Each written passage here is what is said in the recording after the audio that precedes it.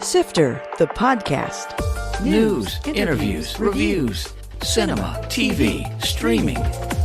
Action. Hi, y'all. This is Jerry Williams, a.k.a. TV Jerry. As I mentioned on last week's podcast, Coda was my favorite of the 10 pictures nominated for Best Picture Oscar. Apple is now re-releasing it free from this Friday to Sunday, the 25th through the 27th. It'll feature open captions, so it's accessible to deaf and hard of hearing audiences. I haven't been able to find it on any of the local theaters' websites, but it might be a good idea to check back Friday. This podcast goes in two very different directions and locations. First, right here in Richmond, we're going to talk with part of the team of the new VPM News show. Then we zoom to LA, where we'll meet the production designer with two big films that were just released. Launching tomorrow on VPM is a new news show called VPM, cleverly enough, News Focal Point. And I have two people who are involved in the show with me today on the podcast. I want to welcome first Angie Miles.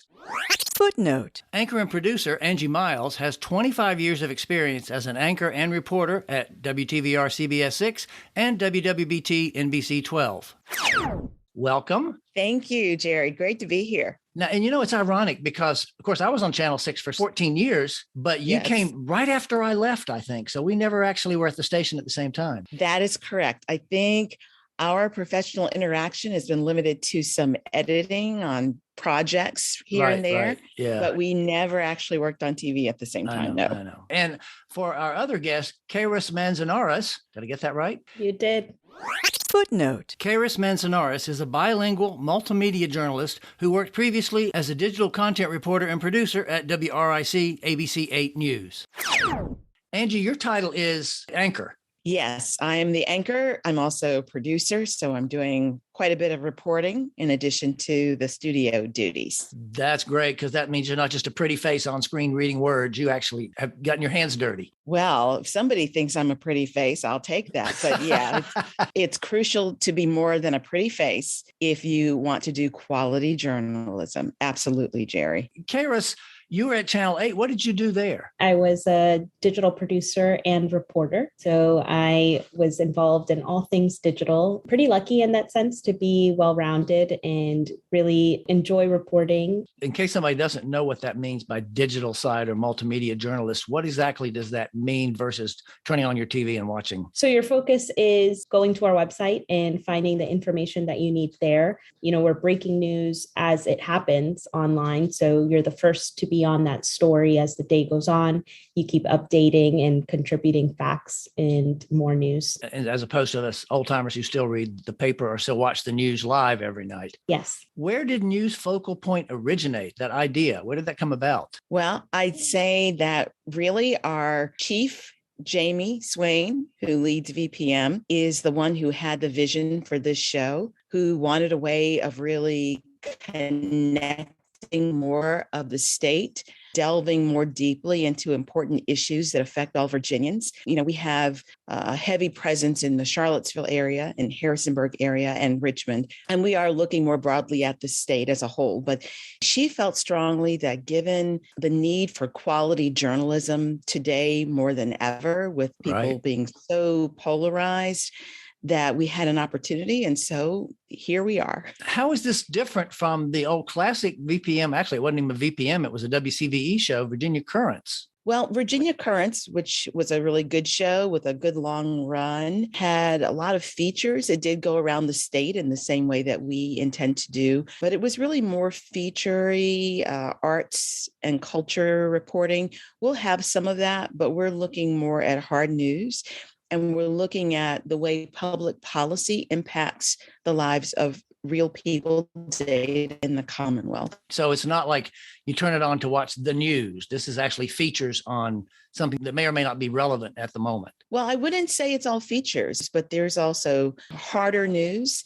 So no, you're not going to see a lot of crime reporting. You're not going to see Kairos and I in our previous newsroom roles would call spot news or breaking news per se, unless that's related to public policy, politics, you know, broader issues, long-term issues that impact lives. Kairos, what about the multimedia journalist side of it? Are you going to be out actually shooting stories? Is that your thing? Or are you going to be getting them up on the web as soon as they come out? So this is a more TV focused role. So I have already begun shooting some very incredible stories and getting to meet some good voices throughout our state. So we'll be showcasing those throughout the show. And like Angie mentioned, they'll have more of a hard news angle and focus. So the first show's coming up actually tomorrow. If people are listening to this on Wednesday, what subjects are you going to cover on the first show that you know of at this point? So for our first show, we are going to be examining the issue of Indigenous land rights, protecting the places they consider sacred.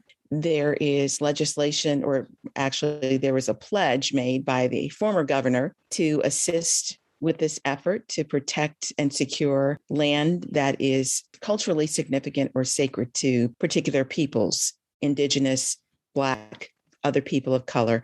And then throughout the first several shows, exploring issues related to refugees, education, housing, just the big picture items that people want to know about, want to talk about, and are trying to work through. Now, that all sounds very interesting and also kind of heavy. Are there going to be some light moments? You're going to have some more entertaining features, or is it going to all be more serious political bent? Are you suggesting that I should put on a top hat and tap dance, Jerry? That would be hilarious. I'd love to see that. Both of you, you and Kyrus together, do a little duet. It would be hilarious if I tried to tap dance.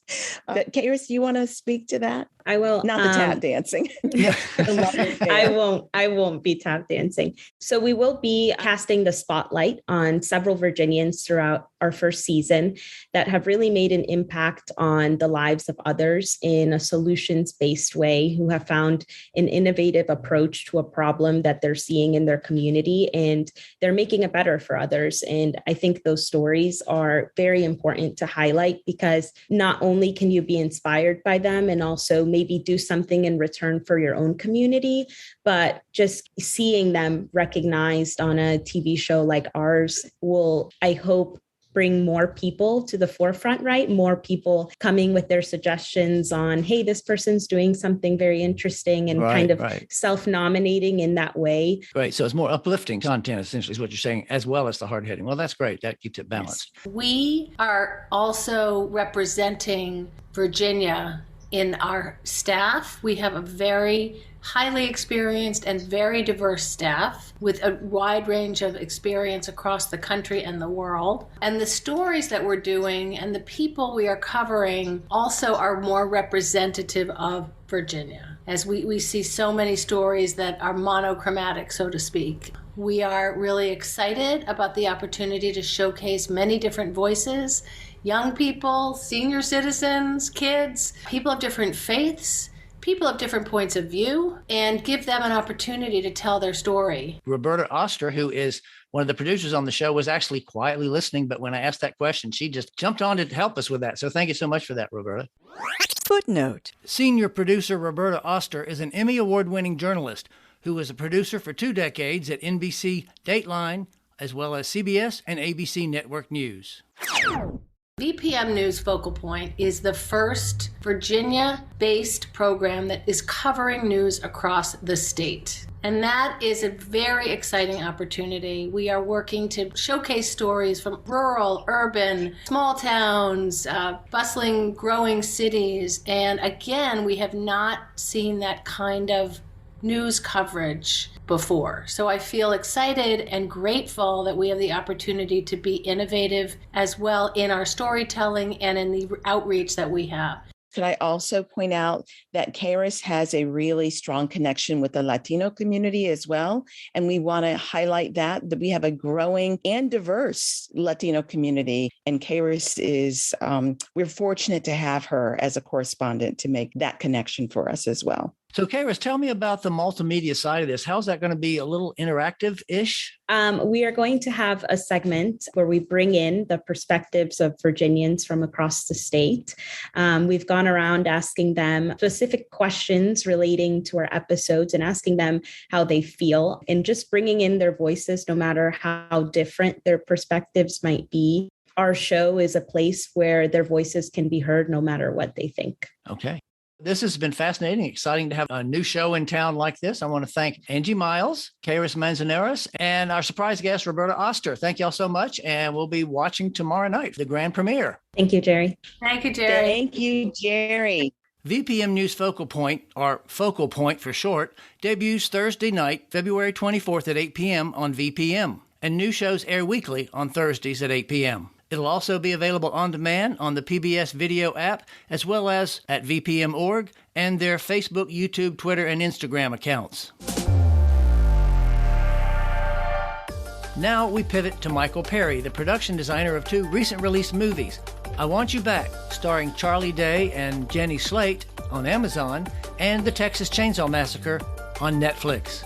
I'm happy to be talking to Michael Perry. I assume you're out in LA. Is that right, Michael? Yes. Early in the morning for you anyway. Thank you. Good morning. Actually, if somebody who works on a film set, I guess this is not an early morning, is it? No, this is half a day. Yeah, right. Before I talk about some of the movies that you've been involved in, and there's an impressive list, tell people what the difference is between a production designer and an art director. Okay. An art director is the head of the art department. So he runs draftsmen, illustrators, and then he runs the construction crew on set. Right. So then in my position, I'm the one who sets the look for the film, but he's just one of many department heads. Who carry out your vision. Yeah, So what is your background? Do you have an art background, or where did you grow up? I do. I grew up all over the place. My dad was in the Navy. My last year of high school, we landed in Virginia Beach, and I applied to VCU and got in and went through foundation before I chose theater. How was that experience? Did you enjoy it? Did you get a lot out of it? Yes, I did enjoy certain parts, but as a grounding for a foundation that I consistently fall back on, Right. it was great training. You've got a pretty impressive list on IMDb anyway. And the reason we wanted to do this now is because 2 of the things that you worked on have just dropped in the last couple of weeks. I've actually reviewed both of them already on my website. Yeah, I read those. The first one is called I Want You Back. That's on Amazon, starring Charlie Day and Jenny Slate. So kind of a rom-com. And then the second one that just dropped Friday on Netflix was a new version of Texas Chainsaw Massacre. So let's talk about that one first, since that sounds so cool. And the original was one of my favorite films. Now, I noticed that it was shot in Bulgaria. Bulgaria, yeah. That deserted town, was that something y'all built, or was that kind of something you found and just... Nope, that's the whole reason I did the movie. I got to build a town. Wow, the whole town with a statue and that cool period bus. Was that a real period bus? Or It was a real period bus that I found in Western Germany. That was close enough that we could send up flatbeds to get it. It wasn't working. We cleaned it all up on the outside and we put in 3 sets of seats. And then the back end was we turned into the party bus. When action starts happening on the bus, I don't want to say much more than that. Did you actually shoot that on the bus, or did you have a sound stage where you I had a mimic sound parts? stage where we reproduced the bus. Yeah. Right. And I assume that's the same thing like in the big house where they go in the crawl space and do all the creepy rooms. That was... Yeah, the crawl space was a set, and the second floor, her mama's room, things like that were sets. I want to be honest about this. There was a backlot there that had, I think it was like in a hurricane movie, something like that. It was supposed to be small town America. How much reference was there back to the original movie in terms of your design? And let me just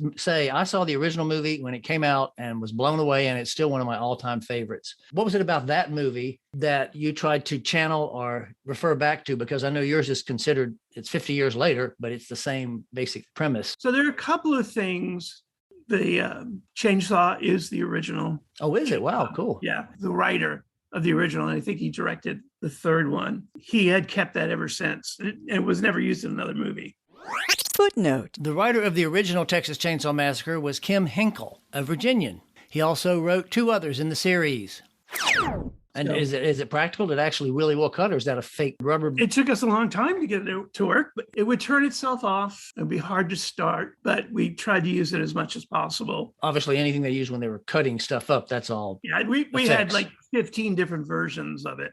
Different lengths to go into bodies, things like that. Sure. Yeah. There are some pretty wild ones in that. It's kind of fun. Uh-huh. And it's interesting that we're talking about Texas Chainsaw, because I looked at your website and you've got Hellfest and It Follows and Killer Elite and Under the Mhm. Silver Lake. They're all kind of heavy, dark films. Has that kind of become your little niche? So yeah, I always look for the R-rated ones, it seems.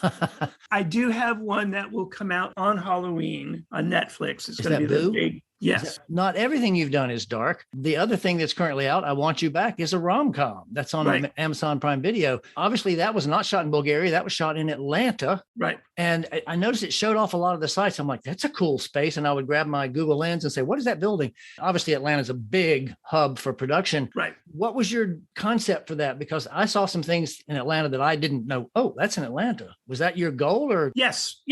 My first jump up to art director was Fabulous Baker Boys. Footnote. The Fabulous Baker Boys was a 1989 hit about two musicians, played by Jeff and Bo Bridges, as they team up with a new singer, Michelle Pfeiffer. So I started off with a rom-com. I had like 5 or 6 scripts, some of them really dark, some of them not. And then this little sort of happy jewel. And I'd only been back from Texas Chainsaw for a month and a half, maybe. I read this and I was like, well, there's no body count. That's different. You need a palate cleanser. Yeah, exactly. I did need a palette. That's exactly what I needed. Like a lot of those cool places in Atlanta, because I'd worked there, but I never really experienced Atlanta as Atlanta. Right. So I just walked around and found these cool places and, the vibe we wanted. It was all about trying to elevate everything so that it gives it a nice warm feel. So now what about Boo? Is there anything you can tell us about Boo yet? Here's the thing about Boo. My grandson will be able to finally watch one of my movies. So I guess it's not a scary ghost movie then. It is ghost and things like that, but it's closer in tone to The Goonies. Footnote. The Goonies was a 1985 adventure about a group of young misfits who find a treasure map.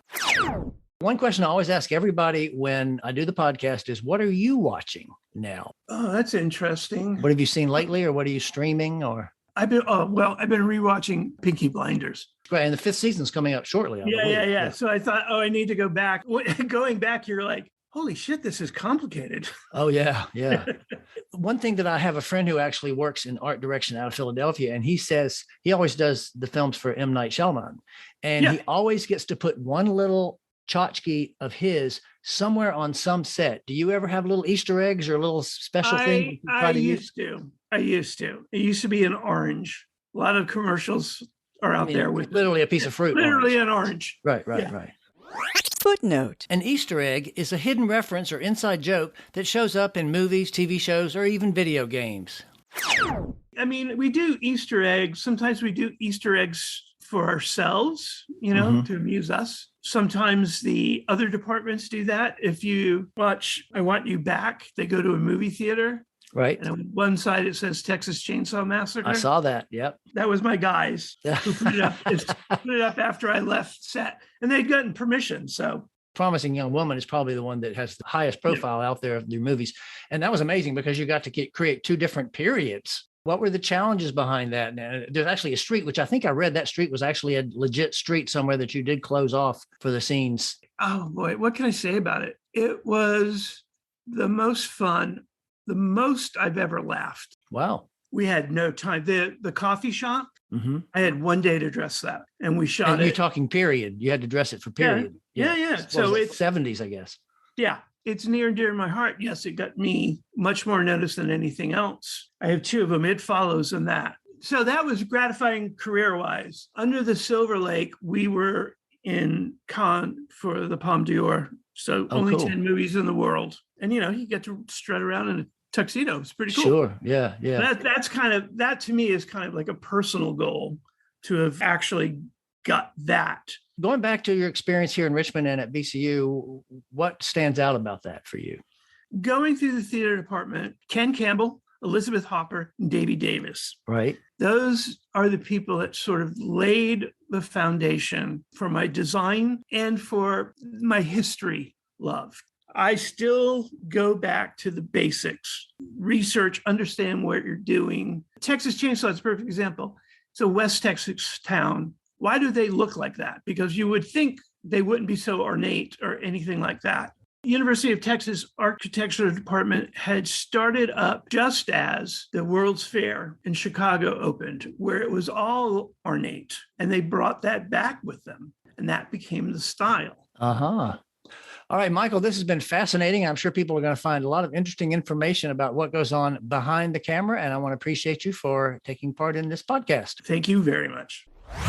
Sifter Review of the Week. Inventing Anna on Netflix. Julia Garner plays Anna Delvey, who took New York society and the financial world for thousands of dollars as a purported German heiress. Anna Chlumsky plays the journalist who's determined to write a story investigating the reality behind the image. Each episode is primarily framed around one person's experiences, but the other plots weave in and out. The series was created by Shonda Rhimes based on the original New York Magazine article. So you'd expect steamy and sensational, but no, this is more reportage. The first episode spends most of the time setting up the journalist's journey with almost none of Delvey's fun. The subsequent episodes revolve more around Delvey and her incredibly decadent lifestyle, with some great fashions. Garner has transformed herself into this enigmatic character. She's both charming and diabolical. As the tale unfolds, the outrageous developments keep it interesting.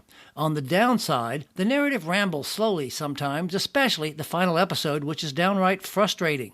This is more about the incredible character and the way she maintained her lifestyle than an involving personal drama involving any of the characters. I gave it 3 out of 5 stars. Coming soon. In theaters, Cyrano. The classic play returns as a musical directed by Joe Wright and starring Peter Dinklage in the title role. The Worst Person in the World, a Norwegian dramedy that's Oscar-nominated for Best International Film. Speaking of the Oscars, the nominated shorts in animation, documentary, and live action will also be playing in town. Studio 666, the Foo Fighters move into a haunted mansion to record their 10th album. Yes, a rock and roll horror comedy. I'll Find You, a love story between a Catholic opera singer and a Jewish violinist who are torn apart by the German invasion of Poland. In streaming and TV, after 12 years, the original version of Law & Order returns on the 24th on NBC. Vikings Valhalla on the 25th on Netflix takes place 100 years after the original series. Tyler Perry's biggest star returns in A Medea Homecoming, also on the 25th on Netflix. The 4th and final season of Killing Eve premieres on BBC America and AMC Plus on the 27th. Also launching its final season is Better Things, starring Pamela Adlon as a single mother, February 28th on FX. This year's Screen Actors Guild Awards will be televised Sunday, the 27th on TNT and TBS. For more Sifter, including literally thousands of reviews, visit tvjerry.com. That's a wrap.